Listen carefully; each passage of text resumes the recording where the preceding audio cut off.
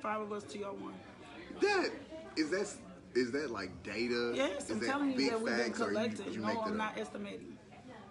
5 Just to based 1. on what we seeing in church. I mean, that's a good probability for me. For you, we in trouble. We as women in trouble. No, not in trouble. We just gotta. No, we we're just not gotta, in trouble, but I'm just saying we I mean, as instead women. of recycling, y'all need to start filtering. Oh, I'm a filter. That's what you know that one. You know, you gotta just get down to the. Yeah, I don't have no problem. No problems. I don't have any problem, and we are alive and we're building. Okay, but okay. I don't have. You feel me? I'm Never just have. no. It just has to do with my tolerance Oh. and my privacy. Mm-hmm. Does that make sense? Mm-hmm. Okay. I'm very, very private. I think people think because I'm public. Figure. That you, Or that I'm ministering, I'm real transparent in my ministry. I think people think because I'm transparent that they getting all the info. And that when you have true. that transparency and you give yourself to so many people all the time, and you have to be like me. You have to be extremely. What's the word I'm looking for? Intentional about your privacy. And your privacy. No, I agree with that. Yeah. And Because I put myself out there all the time. Everybody know where to find me. My number's public. You know, when you people one of my see numbers me. is I have like the bat, what I call the bat phone. Oh, I call it the trap phone. I got the trap phone. So I have what I call the bat. I call it the bat phone. Like if you have direct access to me, then you have the bat phone. If you don't have direct access to me, you don't have the bat phone. You don't have access to the bat phone. Like, and so I've had some strange things though. You have okay, access I'm gonna say. I know know I we got way too much history. I know I got access to the bat phone. Yeah, we got way too much history, but there are like I filter people when I give my number out and stuff. I filter, but I don't give my number out a lot either. Because, like you said, Little Rock is small. Yeah, and it's not even just about Little Rock. It's just even about being focused and goals. And then I'm a single mom, so I started looking at everything from the perspective of, is this from the beginning? Is this someone I would even remotely be interested in being around my kids? I hear you. I mean, because that's the most important. 99% of the choices you make is about them, right? That's true, you know, because a lot of what happens too, as well, is their dad is gone. You know what I'm saying? And so the role that assumes or happens next has to happen from a place of their dad is gone. Yeah. So I have to think about that. Like, can you come in and be a father figure? That's real talk. Does that make sense? With LMJ. Because we ain't going away on weekends. Yeah. Does that make sense? Yeah, Unless we go to Uncle Curtis or whoever else. Well, welcome to Real Talk with LMJ. We are here today on this Wednesday at 12 noon in Guillermo's Coffee Shop. And I have a really dope guest, my guy, Charles. Charles and I go way back. Like, way back. Way back. Like, way back. Like, I remember when you weren't this cute. That's not true. I've always been this That's cute. for Derek Blake. That's for Derek Blake. Yeah, bro, stop hating. He'll get that. Derek will get that more than anything. So I'm here with Charles. We're going to talk politics and a little bit about Charles and definitely about this upcoming mayor's race. It's going on right now. I know. Yeah. Voter registration. I mean, you don't have to. This is the question I needed clarity on. If you did not vote the first time, can you vote now? Yes. I wanted to clear that off the top. As long as you're registered to vote, you can go in and vote right now. Voting is going on right now at Suco and Weaves Library on 7th Chester, the Brown Library on Rawling, which is out by my house, Roosevelt Thompson on Rawling Road, McMath Library on John Barrow, and downtown at Broadway and Markham at the Pulaski County Election Commission. So, but no weekend early voting this time. So we had vote yesterday, today, Thursday, Friday, next Monday, and then election day, runoff election day is next Tuesday, December 4th. Okay, and final voting is when? December 4th. Okay, final voting is December 4th. The last day you can vote is December 4th, and we need your votes. You got to get out there. We're on a mission to change the city. Yeah. And it won't happen without everyone. So we're excited. So we're gonna talk about that in just a second. So I have to start with you how I start with everybody else. Okay.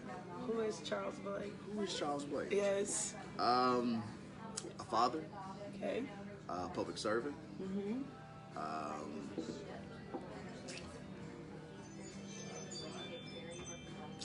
So you hit me with the. I know. I get everybody every time with this. A podcaster. Yes, you are. A loyal friend. Okay. That's what y'all's like. I think you're an entrepreneur too. Oh yes. Even though you're I definitely think you're an entrepreneur. Yes. I think that's in you, just all in you. I know. You know the family, so yeah, that's part of the blood. That's real big. And so if you're just logging on, I'm here with Representative Charles Blake, my friend, like my homie, making a big impact. Let me say this first. I'm so proud of you. Thank you, boo. No, like for real, like for real. It means a lot. It means a lot coming from people you grew up with. It means a lot coming from people who really know you. Yeah. People who know what your name really is. Yeah. And all your nicknames and everything else. But it's so dope to see you make an impact. Appreciate that. To changing our state, to go into legislation and all that stuff. When I first saw you run, you were actually in my district. Mm-hmm. Somebody had asked me, was I interested in running? And I'm like, no, some stuff is just family conflict. We ain't getting ready to be ugly. Like, some stuff is just family conflict. I'm sure not. Oh, that would have been difficult. That would have been very difficult. I would have conceded. I would have let you have your reign for a moment and just kept going. I wouldn't do that. But now I'm not in your area at all. So we start training you. Get me ready for politics. That's something that we're doing. We're looking forward to getting into 2019. My boys think I can. They told me the other day I could run for president. Yeah, so. That's what they told me. And that's what's big for Men's Day. Mm-hmm. And I was speaking at a breakfast, and I told them, the scripture was about winning, mm-hmm. and I went in and I told them, we have to redefine what winning is, because what we're doing now is we're winning the intangible. Yeah, that's we're winning legacy.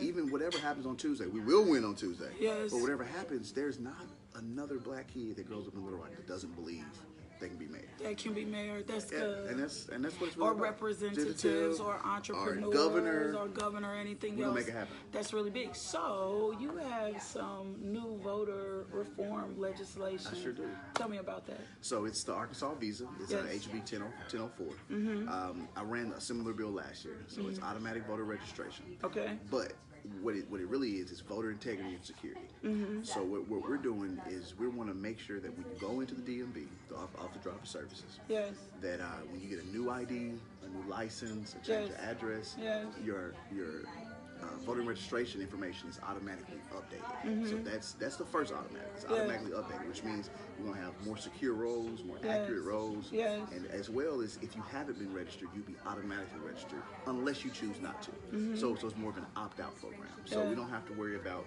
who is registering. All we're worried about is who doesn't want to be registered. Yes. Those data files are batched over every day, mm-hmm. and you're automatically sent over to Secretary of State, which then sent to the county clerks. You're automatically registered. You would get your voter registration card emailed or mailed to you within 2 weeks.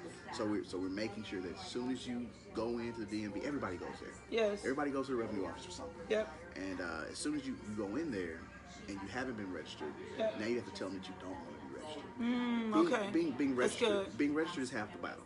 We're trying which we've always. That's a goal of. It should be a goal of everyone. Yes. Is to increase voter turnout. Is to make sure people have that. It's two parts. Okay. Going to the polls. Yep. But being registered. That's good, because I was going to ask you what was the motivation behind this piece of legislation. It's making sure that we have accurate rolls, making sure that we are securing our voter registration process. Yes. But also increasing voter turnout. That's good. Increasing the participation in the process. And that's what we have to be about. Because we need that. Yes, we do. In every process. Your voice is your voice. Yeah. And so you have fair representation. And absolutely. I don't think we know how important that is. Mm-hmm. So something unique, and then we're going to get on to this race. You are such a family man. Yes, ma'am. How do you balance this role as representative, this role as entrepreneur, and with doing all that you do for your kids and everything else? Well, like we said earlier, the kids come first. So everything I'm doing in the mindset of how is this valuing my kids' life? That's good. How am I enriching my kids' life? That's good. How are we prospering? That's good. So if everything I'm doing with Frank, it's we can make a better city for my kids. Yeah, that's good. And Frank and I sit down and we talk about it all the time. We don't want our kids to grow up in just anything. In a city where if you look at how the voting was, it's so segregated. It's very segregated. We don't want that to happen. We don't want our city to grow up in a state where we are suppressing rights. You know, that's my goal, and that's my why. That's good, because I've seen you interact with them. I've seen you make them precedent. Even in, you and I've talked sometime, and you like, I'm making shrimp Alfredo pasta, and I'm like, oh, okay, that's dope. You know, why you doing that? Because they hungry and I cook. I cook, and that's big. But that also shows the balance, and you don't always see that with dads. Like, you see moms do that, and so that's really big of you. So let's transition into this race. Why is this race so significant? It's a couple reasons. Okay. I would say the first reason is Frank and Antoine and I's why for the last 20 years. You know, we've been road dogs since we were 15 years old. Yes. And actually we know each other before then. But we've been really running these streets since we was 15 years old. And our why is we shouldn't be in a city that's not unified. That's good. And I say that, and Frank says it a lot, because once we come together, we can all win together. Yes. Period. Yes. We haven't seen, but we know the stories of Ninth Street. Yep. When we had, and when we had businesses, and we were together. Equal opportunities. The dollar was staying in communities. Yes. We had opportunities to have minority-majority partnerships. Yes. You know, there was a lot of winning. Yes. So that's the first why, is that this election, this mayoral election, is so significant because Frank is literally talking about what everyone has said that would be nice. Yeah. So that's the one reason. Potential. Yeah. And I interviewed him for Coffee and Conversation before this guy started, and I remember I was having a conversation with why Frank, you know, because we were getting into this conversation of Democratic or Republican, and I knew he was running independent, which helped me tremendously. But I told him I was sold out because he used the word potential, and I am very, very big on potential and opportunity and how much we have. That's why we're back here. We see all the potential and opportunity that goes on. I mean, that's why we're back. We've talked about, if we were 17, 18, we were getting ready to go off to high school, saying go out to college, figure out what you're going to do, then come back and let's make a difference. Yeah. And everything we do is very strategic. Yeah. So this is not a flash in the pan. He decided to run for mayor. Yes. You know, we've been planning things out for 10 years. Yeah. You know, so this is something that we're excited about. So that's the first reason. The second reason is that, I mean, Frank just turned 35. He is so young. We're ushering in. Y'all babies. I'm just kidding. I'll be 45 in about 2 weeks. I'll be 45 in like 2 weeks. I know you. You ain't on 45. 45 in 2 weeks. Yeah. But we're ushering a new generation of leadership. Yeah, that's good. And it doesn't matter, you know. Maybe it's that we're young that makes you uncomfortable. Yeah. Maybe it's that we're black that makes you uncomfortable. Yeah. But the thing is that we're talented. Yes, you are. And we grew up here. Yes, you are. And we choose to be here. Yes. And that's what I want everybody to know in Little Rock, is that, you know, embrace this. This brother is here. He wants to be here. Yes. For all of us. Yes. So let's make it happen. Yes. Let's make it happen. And then obviously, you know, Frank will be the first black elected mayor of Little Rock. Yeah. And that's something that he shies away from, but I won't. You know, that's big. He don't want to talk about it. We remember, and I remember how significant things were when Lottie Shackelford was, you know, elected for North Little Rock. Just the different things that we've seen significantly in this time and this season. And when we're talking about potential, we're talking about the opportunities to develop. I get sick and tired of hearing people say there's nothing to do in Little Rock. Oh. Little Rock doesn't have the opportunity. Well, so they move and leave. And talent and our friends, and we know how that is. Like, people have asked me all the time, why haven't you left the state? And I think about it all the time, and then I think about the reality of, if no one stays home, who's going to do the work? Who's going to do the work? And our communities are not going to have what they need. I'm going to harp on it again. You know, we've been road dogs for a long time. Yeah. And one of our sayings that we continue to go by, but if not us, then who? If not now, then when? Yeah. You know, and that's really, it's time. If you think about it, if not now, it's time. It's time. Now it's time. Yeah. And we're excited. We're excited about what we can accomplish together here. Yeah. So, and you said that people move off, and that's the thing that we're saying with the podcast, with Frank. We're seeing a lot of people reaching out to us, saying we see the movement. Yeah. We see it's creative, but what we're doing is we are giving people outlets, telling those stories. We had John Brummett on our podcast. Is that the new one? Yes, on Tuesday. Okay. And he said, you know, I told him, you know, we've been reading your columns for a while. And because we've been reading your columns, this is why we started this podcast. And I told him, because the people who have been underserved, who have been overlooked, who have been unheard, still have stories to tell. Still have perspectives. Still have perspectives. So still have a voice. If we're not, we can't wait for KRK, the Democrat Gazette, not at or all. the Arkansas Times. Not at all. So what we do is we partner with Arkansas Times and say, you know what? We'll tell our stories. Your people, your listener base will hear our stories.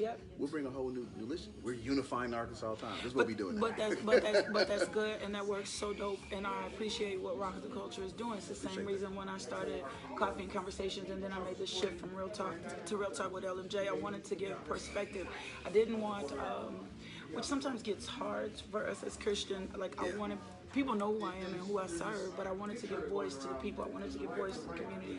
I wanted people to be able to see minority women, people of color, people of underserved populations, and what we're doing in our communities. Bossing up and letting the people's opinion matter and where we are. So, what would you say to the person? Because you pro Frank, right? What would you say to the person that's skeptic of Frank, or that doesn't really know that's not Frank's homeboy? Frank is the real deal. I say that knowing I got inside track, because I've been knowing since he was 12 years old. But Frank D. Scott Jr. is someone who is of the highest. He's a better man than me, and I think highly of myself. That's big. So for me to say that, I know his character, I know his integrity, I know his true talent. And when this man walks into the room, it no matter where we are. We could be in the room with the governor. I've seen it. We can be in the room with Warren Stevens, millionaires. We can be in the room with kids. We can be in the room with just the boys from the street. He commands the room. He commands a presence, and it's because he's a true leader. And I'll follow that dude anywhere. And that's, you know, I try to keep my circle small, as you know. We talk about that. I got 3 or 4 best friends who've been with me since 3rd, 4th, and 5th grade. You know, Frank and Antoine are 2 of them. No, that's true. And we always challenge. We try to challenge each other. And the thing that I can say about Frank is that we're all always impressed by his drive. That's good. And I'm saying that he's genuine when he says he wants to unify the city. He's genuine when he says he's going to bring people back to the city. We've had conversations with people who have left and saying we want to come back. We want you to come back. We're trying to provide opportunity for you, and I think that is so important. I am definitely a Frank Scott fan. When I met him, there was just something so sincere about him. And I'm not big about sharing my political beliefs. I try to stay really neutral until I know there's something that I believe in. And I just was like, no, this man is sincere. This is not just about him. This is not even just about minorities. This is about what you said, unification for the city, providing opportunity for us. Because I am an entrepreneur. What is this race, or what is his win going to do for the small business owner? A lot of people say, you know, what's the biggest issues? And if you watched the debate last night, if you haven't, go check out KRK. He was on message the entire night. You heard it. You heard 2 things probably 13 times. We're going to unify this city, and we're going to have true jobs growth. And what that means is that, and he talks about just not bringing in corporations. We have to build entrepreneurs. We have to build small business leaders. So we as a city, we have to invest in those programs that are actually going to make people the employers instead of the employees. Correct. And so what Frank and I have and continue to talk about is majority partnerships. Partnering with the people who have the resources. If you have ideas. Partnerships. It has to. You have to work well together. Everybody has to work. And you need those. And one of the things for me significant, or one of the things I always focus on, especially as women who are mothers or women who are single mothers, is providing an opportunity for them to maximize the skills that they have, so that they can still manage their home. I'm a single mom now. I know what it's like, but the blessing is I work from home. For the mother that doesn't want to work from home, or who desires to work from home and just doesn't know how to become that entrepreneur, that's what I'm always pushing for, because I know if she has more time to give to her kids, then her kids are more solid. They're going to perform and do better in school. And she's going to be able to connect them better to the environment. And then we're going to see increase in reading. Like, it's all correlated. We're going to see we're going to see them grow in school. We're going to see them grow and flourish in their environments. So that's big for me. So tell me what's happening over the next couple of days, because we're going to be out of time in just a minute. We're going to hit your neighborhoods. We're serving lunch at the polls. The early voting location times they're closed at 5 instead of 6 now. So we're encouraging people to go out and vote on your lunch break. Okay. We got pizzas, we have barbecue, we have chicken wings. Ooh, you know, come I don't on eat out. chicken on but I can definitely do pizza and barbecue. Come on out and vote. So we have a push going in our communities all across the city to make people know, to make sure people are aware what's going on. You know, we spent the first 2 weeks trying to educate people on what a runoff is. Yeah, and so we're starting behind the 8 ball, but it's going to be about turnout. If we turn out, the city will change. So because statistically, we don't. Correct. But it is unprecedented times. Okay. And it's uncharted waters. We've never had a runoff for mayor. We've never had a runoff in Little Rock. So we can set the precedent here. So if you haven't voted, I need you to do me a favor. Go vote. Go vote. I need you to go vote. I don't need you to sit back and not vote. Go out and go vote today. You can vote today. As they said, they had lunch down. You guys will have lunch tomorrow. We have lunch tomorrow. We have lunch Friday. Yeah. I have lunch Friday. You can go on your lunch break, vote at the polls, and take some people with you. Take some people with you. I haven't voted yet. I'm gonna go vote tomorrow. So I had to wait. I got a little big person calling me. So I will go vote. We will go vote. I will go vote tomorrow. I will take some people with me. I'll even give somebody a ride if they need a ride to the polls tomorrow. And I know that you guys have people that are giving rides. Yes. How can they contact someone if they need a ride? Who's the point of contact? We have a number. Check out Frank Scott Jr. on Facebook. Yep. We have the number posted. Yep. It's there. We will come pick you up. We got 3 or 4 vans that are running all day long. Yep. It's simple. Literally pick up the phone, dial the number, we'll pick you up, serve you lunch, and take you back home. So how can you beat that? You cannot beat that. And so I have one more question yes, for you that's significant for me. How, a lot of times I hear from people that my representative did not respond, my representative or my senator is not listening to me. How do we create a partnership between you guys? What is the information you would tell someone who wants to be heard by their representative? I know you're real user friendly, but I'm just saying, how do we create those partnerships? I pride myself on being the most accessible legislator. So, but it is literally reaching out. We all have government email accounts. I don't know if everybody gives out their cell phones or emails, but go to arcleg.com. Arcleg.com. Search to see who your representative, your senator is. Yes. Send them a note. Yeah. They will respond. Yeah. Because we work for you. Yeah. That's what I say. I employ you. We work for you. That's how I feel. I'm a public servant. Yes. You know, I'm not. I don't want to be called a legislator, or I'm a public servant. Yeah. And forge those relationships. Yes. Get together this is a great opportunity. Get together with some of your neighbors, some of your friends. Say I'm hosting a meet and greet. Yeah. It's gonna be hard for me to turn down food and meet and greet, hanging out. Where y'all want to come meet me. Yeah, that's good. I like when people come meet me. Yeah, that's real good. So, that's really big. There's strength in numbers. Yeah. So remember, get yourself 4, 5, 10 friends and say, hey, we have issues we want to talk about. Yeah. Tell us what time works best for you, and I promise you we'll be there. And if we're not there, then you get a chance to and just say I invited you and you didn't show up. Exactly. But I think where was you at? I think the opportunity. Representative Blake was here. Yeah. No, and I think that's important, and I think that's necessary, because a lot of times we'll shut down on the issues and we won't bring them up again, and then we'll complain about it. But we haven't connected properly. I just said if I felt like it, I was gonna sit on the state capitol until somebody hears what I need to say. You gonna hear me, boo. I'm gonna tweet and everything else, and you gonna hear what I want to say. Well, we are just about out of time. I I'm always listening to you. I'm gonna get you. I appreciate you. So, like, I appreciate that so much. I appreciate your accessibility and who you have been as a representative, and it's really big. We got new people. We got Jamie Scott. We got new people coming on board. We're excited. Yeah, I'm super Our excited. Democratic caucus. Yeah, I'm excited. I saw that. So tell me, how can people get in touch with you? You can find me on Facebook at Rep Charles Blake. I'm on Instagram at Rep Blake 36. I'm on Twitter at Charles J Blake. My cell phone number is 501-425-9824. I'm accessible. Holler at me. Yeah, so that's good. So this is Representative Charles Blake here on Real Talk with LMJ. We've been talking a little bit about Charles Blake, about politics, and definitely the significance of this mayor race. Vote Frank Scott Jr. If you're looking for a change in Little Rock, it's time. Yep. There's so much potential and so much opportunity here. And Frank Scott, I just truly believe. I have not endorsed him publicly yet. Did you know that? I didn't know that. I've not endorsed him yet, but today, Frank, you get my endorsement. Boom! There it is. Exclusive. Yes. Exclusive Real Talk. here on Real Talk LMJ. Go vote for Frank. I think he's the change we need. There's a sincerity. And for those of my Christians who are always, he is definitely a man of God. Yes, he is. God stays at the forefront of the decisions he makes. He's a man of character, and he is a man of integrity.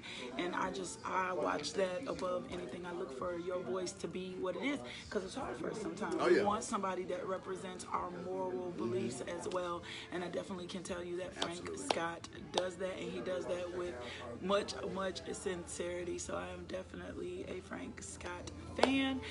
Thank you so much for being here. Me. Rock the Culture. Rock the Culture. Talk a little bit about Rock the Culture. Next Monday. I'll be there, won't I? We'll be there, Rock the Culture. We're a local podcast. Yeah, doing major we things. We talk about everything Little Rock, everything Central Arkansas, everything in the culture. So Antoine was mad at me because I had you on first. He'll be over it. He'll be all right. Get over it. You know, he's like, that's a boss move. I told him it wasn't personal. I wanted to have this conversation about Frank. We talk entertainment. We talk politics. Yeah, we talk the culture. Yeah. A lot of people call it pop culture, but it's really our culture. So we just call it the culture. And so, we'll be there, and I'll be there next Monday. That's cool. I'll be there next Monday. It is. I think it's gonna be fun. Too. All right, so I'll see you guys. Don't forget, log on to LakeishaMJohnson.com for more information. Rock the Culture. Follow them on Facebook, on Instagram. If you want more information on how to get in touch with your girl LMJ, that's Lakeisha at justbeinglmj.com. We will see you next Wednesday again for Real Talk with LMJ, where Brenda Hill from the Family Development Center will be my special guest, and we're going to talk about her program for teen moms. Y'all know what I love to say. I love you guys so much, and I'll see you back next week. Peace. Real Talk.